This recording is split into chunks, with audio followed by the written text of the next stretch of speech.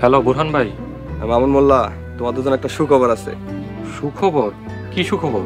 নেতা তোমাকে বিষয়টা নিয়ে কাজ করতে রাজি হয়েছে। অনেক কষ্ট করে তা রাজি করাইছি। তো একটা ছোট্ট সত্য আছে। সত্যটা হইলো তোমার জমি 3/1 অংশ নেতার। কি রাজি আছো? না না বুরহান ভাই, 3/1 এটা কোনো কথা হইলো?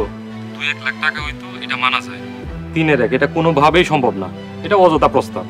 মিয়া, ভাইয়ের মাথায় বাড়ি দিয়া জমি দখল নিতেছো, আবার নীতি কথা বাড়াইতেছো। নেতা যদি তোমাদের বিপক্ষে যায় কচুড়া পাইবা। আচ্ছা বুরহান ভাই, 2-1টা দিন সময় দেন, চিন্তা ভাবনা করি, তারপর আপনারা জানাবো। ঠিক আছে, সময় নিলে নাও।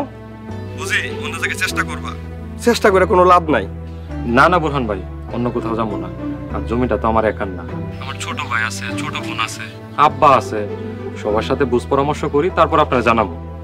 ঠিক আছে, চিন্তা ভাবনা করে দেখো, দেখে জানাইও। রাখি। মামুন, কি কইল রে নেতার চামচায়? বিরাট বড় ধান্দাবাজ নেতা। আমগোর সাথে একটু আগে কথা ক্লিয়ার না কইরা এখন চামচারে দিয়ে ফোন দেওয়াইছে। বুঝছি, সময় খারাপ দেখছে তো, তাই সুযোগ নিতে চাইতেছে। আচ্ছা চল।